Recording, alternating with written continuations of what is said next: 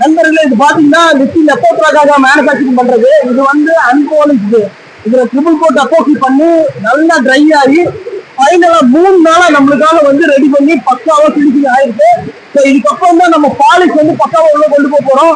So இது எப்படி polish உள்ள போகுதுன்னு பாருங்க. இப்போ இதுல இருந்து இது வந்து உள்ள கண்டினியூட்டியா அப்படியே கண்டினியூட்டியா வரும்.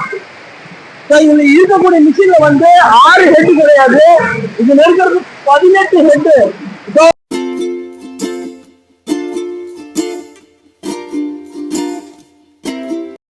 ஆனா இதுல பாத்தீங்கன்னா உங்களுக்கு ஆல்மோஸ்ட் ஒரு 18 ஹெட் கிட்ட வந்துடும் இந்த மிஷின்ல. இதோட ப்ராசஸ் லெவல் வந்து ரொம்ப ஹையா இருக்கும்.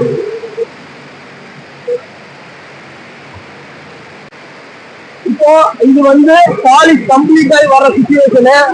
இதுல பாத்தீங்கன்னா உங்களுக்கு வந்து எவ்வளவு கிளாரிட்டி, எவ்வளவு டெப்த்ல வந்து பக்காவா வந்து உட்கார்ந்துருக்குங்கிறது உங்களுக்கு தெரியும். டெப்த் எவ்வளவு நல்லா இருக்கு பாருங்க. இதுதான் ஸ்டோ ரிச்சி லெப்போத்ரா ஹை குவாலிட்டி மெட்டீரியல்.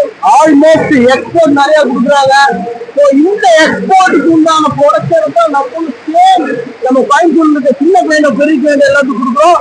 இந்த மெட்டீரியல் அப் பண்ணும்போது பாருங்க, இப்பதான் பாலிஷ் கம்ப்ளீட் பண்ணி வெளியே எடுக்கிறோம். இதோட கிளாரிட்டி, இதோட டெப்த் எப்படி இருக்குன்னு பாருங்க. ஸோ சூப்பரா வந்துருக்கும் ஃபுல் டெப்த்ல. ஸோ இதை வந்து நம்ம இங்க எப்படி ப்ரீமியம் இங்க அட்டி போட்டிருக்கோம். ஸோ இதுல வந்து நமக்கு ஆல்மோஸ்ட் வந்து நம்மளுக்கு ஒரு 300 ஸ்லாப் இங்க வந்து நம்ம ரெடி பண்றோம்.